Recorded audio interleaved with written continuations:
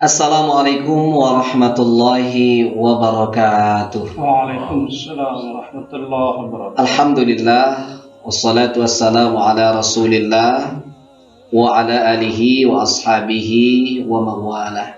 Asyhadu an la ilaha illallah wahdahu la syarikalah wa asyhadu anna muhammadan abduhu wa rasuluh allazi la nabiyya wa la rasula ba'dah. Allahumma salli ala Muhammad wa ala ali Muhammad wa man tabi'ahum bi ihsanin ila yaumil qiyamah, amma ba'd. Alhamdulillah, bersyukur kita kepada Allah Subhanahu wa taala, Tuhan yang Maha Kuasa, yang masih tetap memberikan kesehatan, kesempatan kepada kita sehingga kita dapat bertemu kembali dalam acara Syiar Dakwah Majelis Ulama Indonesia Kota Pematang Siantar. Salawat dan salam senantiasa kita haturkan kepada Nabiullah Muhammad sallallahu alaihi wasallam. Mudah-mudahan kita adalah umatnya yang tetap istiqamah mengamalkan ajaran-ajaran Islam. Amin ya rabbal alamin. Alhamdulillah, kita bertemu kembali pada acara Syiar Dakwah Studio Majelis Ulama Indonesia Kota Pematang Siantar. Saya Fakhruddin Sagala sebagai moderator pada kesempatan ini akan membersamai narasumber kita, yaitu Al-Ustadz Dr. Muhammad Jain MPDI, yang akan memaparkan materinya kepada kita bersama, yaitu dakwah digital, urgensi dan tuntunannya. Kita sapa dulu narasumber kita. Assalamualaikum Ustadz. Waalaikumsalam warahmatullahi wabarakatuh. Apa kabar Ustadz? Alhamdulillah. Alhamdulillah. Ustadz, bagaimana Islam memandang dakwah digital ini, Ustadz? Silakan, Ustadz. Baik, terima kasih atas kesempatan yang diberikan. Assalamualaikum warahmatullahi wabarakatuh. Waalaikumsalam warahmatullahi wabarakatuh. Akhina, moderator, dan para pemirsa dimanapun Anda berada. Hari ini adalah hari yang sangat berkah bagi kita, karena saya, moderator, dan kita semua bisa bertemu di studio dakwah ini dalam rangka untuk berbagi ilmu, bercerita tentang apa yang harus dilakukan oleh umat Islam ke depannya. Hari ini yang akan kita bahas adalah dakwah digital, urgensi dan tuntunannya dalam kehidupan. Kita tahu bahwa Rasulullah SAW mengembangkan risalah Islam di persada dunia ini pertama sekali adalah dengan cara dakwah. Rasul pada waktu itu belum mengajar, belum menjadi muadzib, belum menjadi murabbi, tapi adalah sebagai pendakwah. Itu yang pertama sekali dilakukan oleh Rasulullah SAW. Sehingga kita melihat dan mengenal bahwa ada dua fase. Ada dakwah fase Mekah, ada namanya dakwah fase Madinah. Nah, bahwa dakwah ini kalau kita cerita mengenai urgensinya, ini adalah ruh bagi agama kita. Kalau dakwah itu tidak dijalankan atau dakwah itu tidak ada dalam dunia ini, maka agama kita akan mati, agama kita akan hancur. Maka oleh sebab itu di banyak dalil menjelaskan tentang perintah untuk berdakwah ini. Sehingga dalam ajaran agama Islam ada dua hukum berdakwah ini. Yes. Ada fardu ain, ada fardu kifayah. Kalau kita mengacu kepada apa yang disampaikan oleh Rasul SAW bahwa balighu anni walau ayatan, sampaikan dari aku walaupun sepotong ayat. Ini kan kalau kita lihat konteksnya adalah perintah yang wajib ini, balighu, karena al aslu lil amar lil wujub, asal daripada perintah itu adalah wajib. Jadi wajib bagi kita untuk berdakwah. Kalau dalam ini diartikan menyampaikan. Menyampaikan itu tabligh, itu kan bagian daripada dakwah itu sendiri. Jadi semua umat Islam wajib berdakwah dan semua orang boleh didakwahin. Ya, jadi nggak ada pembatasan. Siapapun boleh berdakwah dan siapapun boleh didakwahin. Nggak ada satu larangan tentang hal itu. Kalau mengajarin, itu beda dia dengan mengajak. Kalau dia ta'lim wa ta'lum itu kan ada syarat-syaratnya. Tapi kalau berdakwah ini nggak ada syarat-syaratnya. Jadi berdakwah memang satu perintah dari Allah Subhanahu wa taala. Nah, ketika kita berbicara mengenai urgensi dakwah itu, apa urgensi dakwah? Kita bisa katakan bahwa urgensi dakwah itu adalah untuk memelihara dan mengembalikan martabat manusia sebagai makhluk Allah Subhanahu wa taala yang paling sempurna dan khalifah Allah Subhanahu wa taala di muka bumi ini. Yang namanya manusia, kata pepatah itu ya, al-khata' wa nisyan sifatan lil insan. Ada dua sifat yang wajib ada pada manusia itu, silap dan lupa. Pada waktu dia silap atau tersalah atau lupa, diperlukanlah untuk mengingatkan kembali. Inilah urgensinya dakwah ini. Bahwa dalam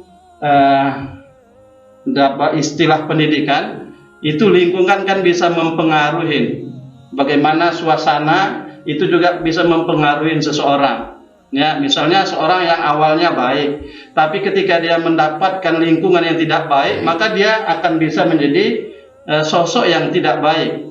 Atau orang yang pangkatnya awalnya rendah, tapi diberi pangkat yang tinggi, fasilitas yang banyak, akhirnya dia lupa. Maka ini fungsi dakwah tadi, menyampaikan kembali agar dia bisa memelihara atau mengembalikan bagaimana fitrahnya sebagai seorang khalifah Allah di muka bumi ini. Itu dia. Sekarang ini zaman kemajuan ilmu pengetahuan dan teknologi, terutama teknologi informasi, sepertinya dakwah kita dihadapkan kepada tantangan, Ustaz. Sekarang ini zaman media sosial, YouTube dan lain-lain sebagainya. Apalagi belakangan ini kita dihindari berkumpul secara massal. Kadang-kadang itu yang menjadi sarana kita untuk berdakwah. Tapi belakangan kegiatan seperti itu terbatas, Ustaz. Bagaimana kita tetap menghidupkan dakwah ini di era digital sekarang ini, Ustaz? Iya, baik. Terima kasih ya. Jadi Allah menciptakan sesuatu itu nggak ada yang sia-sia. Baik kan menciptakan bendanya, kondisinya, waktunya, itu nggak ada yang sia-sia. Wa ma khalaqta hadza batila. Allah itu nggak ada yang ciptakan yang sia-sia. Jadi berdakwah itu bukan pada saat bahagia saja, pada saat tidak kondusif itu dakwah tetap harus terlaksana. Ya, kalau kita kembali dari pembagian dakwah itu, ya, klasifikasi dakwah, kan ada dakwah bil hal, ada dakwah bil maqal, ada dakwah bil lisan, ya, ada dakwah, kalau kata Roma Irama, ada dakwah bil musik, ya, ada dakwah bil musik, yaitu pembahasan panjang itu ya.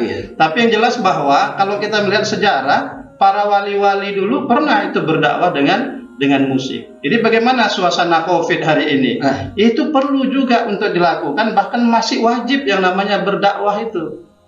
Ya, jadi Allah menciptakan nggak dia sia-sia. Nah, ketika kita melihat bahwa dulu kalau bagian secara IT-nya, orang kan menganggap bahwa dakwah itu hanya face to face aja. Iya, demikian. Iya, berpindah dari rumah satu ke rumah, dari masjid yang satu ke masjid yang berikutnya.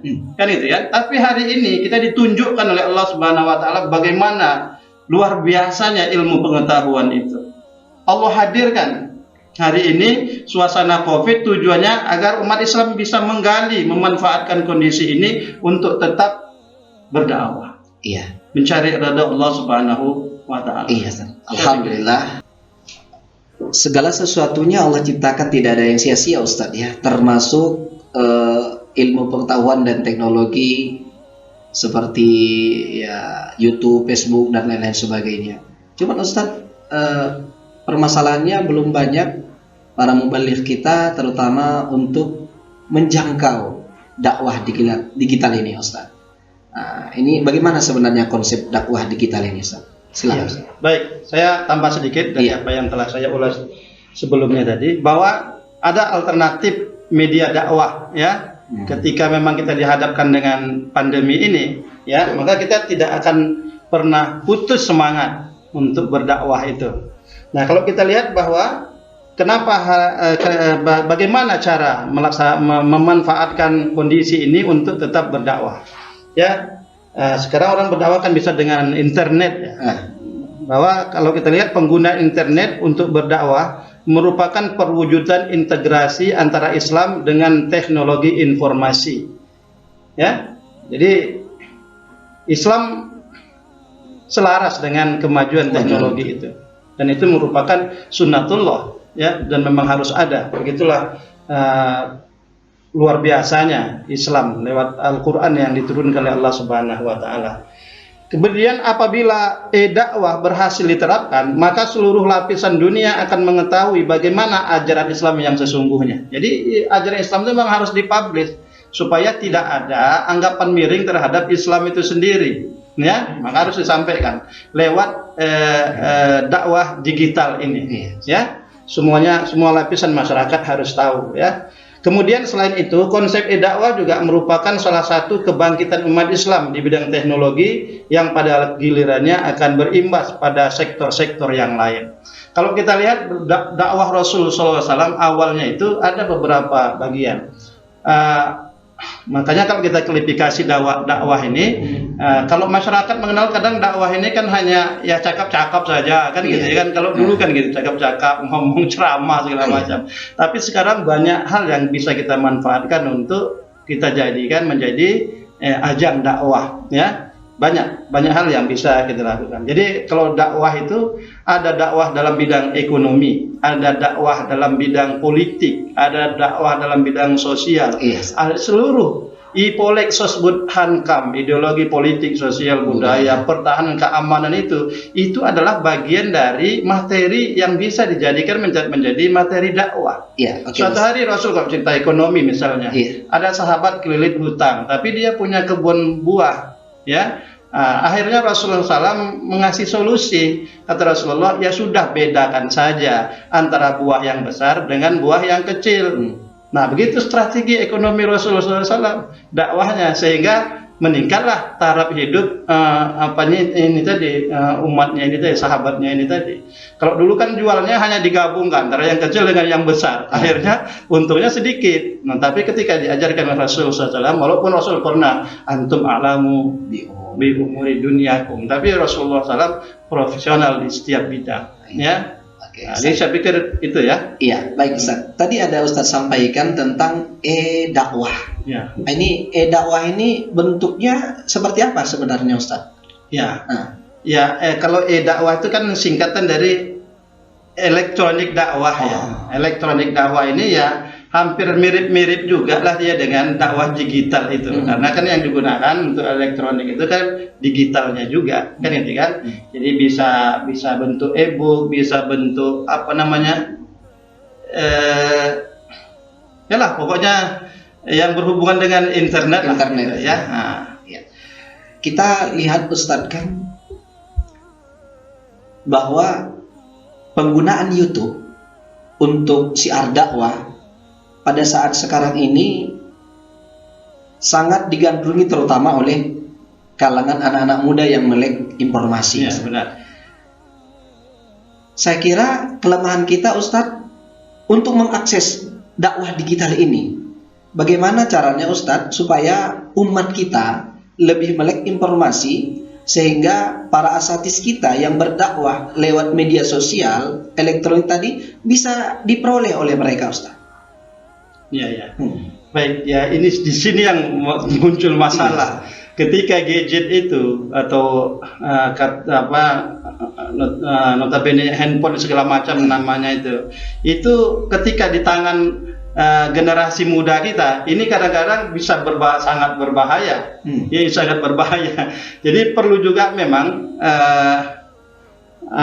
konsep awalnya untuk bagaimana penyadaran dulu, artinya motivasi dulu, stimulan yang diberikan kepada mereka agar mereka benar-benar bisa menggunakan gadget atau internet itu untuk menjadi media menambah pengetahuan, menambah kekuatan iman dan takwa mereka. Ini yang sulit.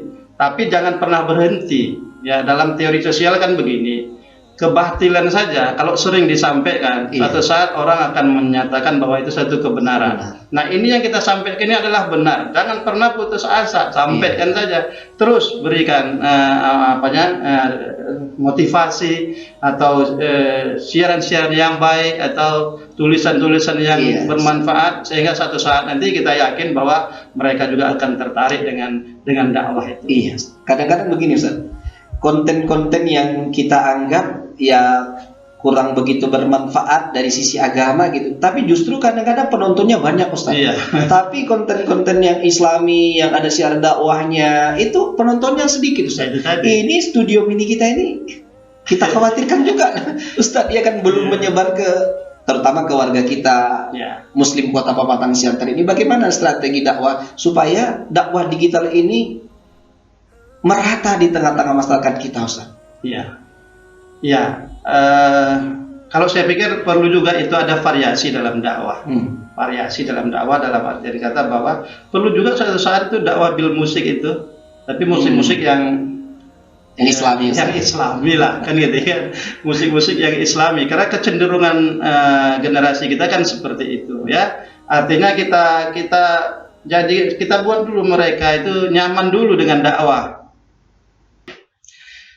Dakwah digital memiliki tantangan tersendiri, Ustaz, saya kira, Ustaz, ya. Salah satunya bahwa dakwah digital ini hanya terjadi komunikasi satu arah antara pendakwah dengan pendengar yang ada di mana saja.